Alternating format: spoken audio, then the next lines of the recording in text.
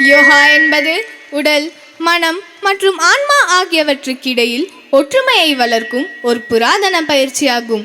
இப்போது எங்கள் பிரகாசமான நட்சத்திரங்கள் தங்களின் யோகா திறமைகளின் மூலம் மகாபாரதத்தின் 18 நாள் குருச்சேத்திர போரை குறியீடாக வெளிப்படுத்த வருகிறார்கள். குருச்சேத்திர போர் என்பது தர்மமும் அதர்மமும் நேருக்கு நேர் மோதிய போராகும்.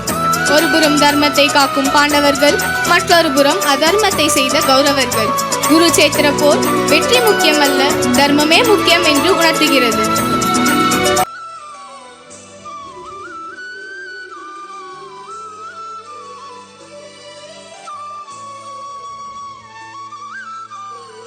போருக்கு தயாராகும் நிலையில் முதல் நாள் தைரியத்தை வெளிப்படுத்தும் வகையில் தாடா ஆசனம். हे केशव हे माधव हे गोविन्दा रक्ष रक्ष पाहि पाहि परमानन्दा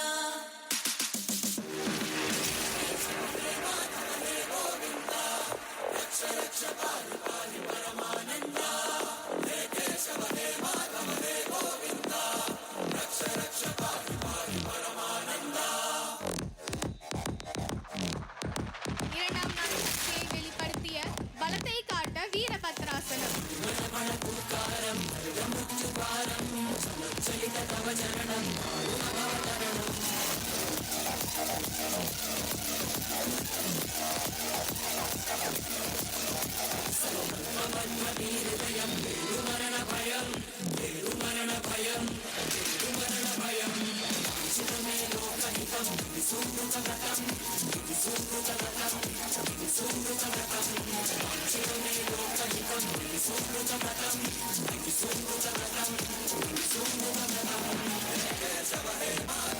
மூன்றாம் நாள் போரின் தீவிரத்தில் கவனத்தை காட்டும் வீரபத்ராசனம்.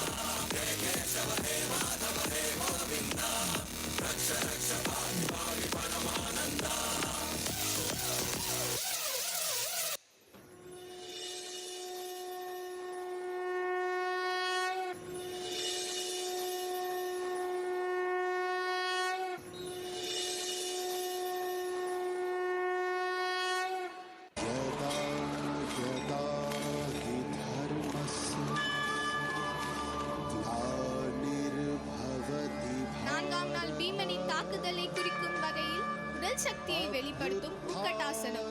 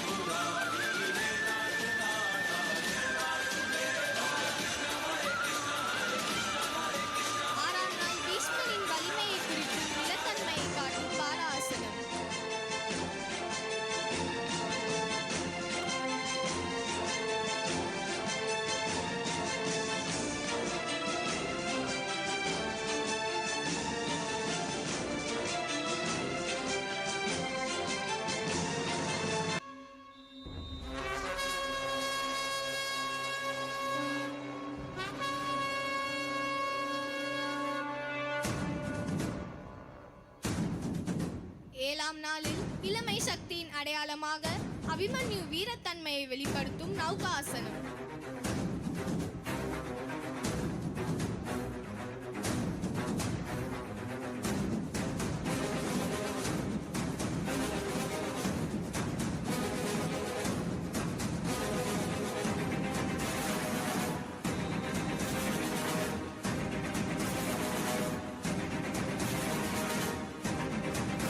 சிம்மாசனம் மூலம் எட்டாம் நாளின் கடுமையான தாக்குதலின் தைரியத்தை உணர முடிகிறது.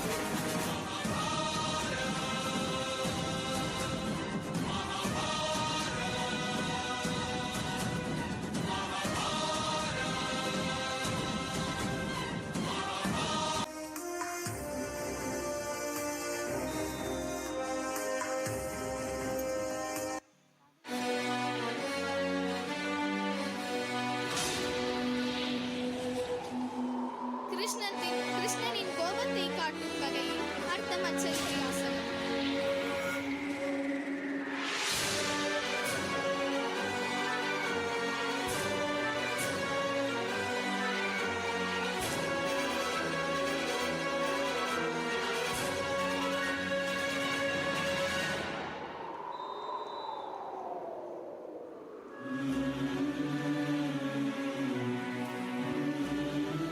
சுபாவட கோணாசனம் மூலம் 10ஆம் நாளின் தியாகத்தை வெளிப்படும் பீமர் வீச்சு.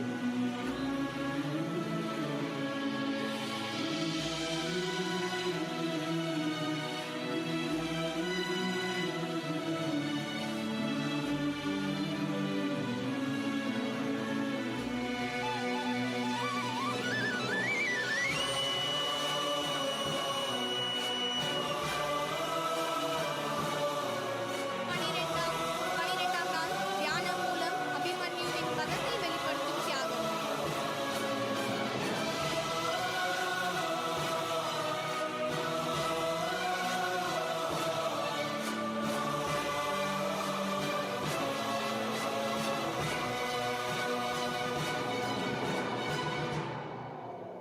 பதிமூன்றாம் நாள் சக்கர யுகத்தை கண்டு உணர்த்தும் சக்கராசனம்.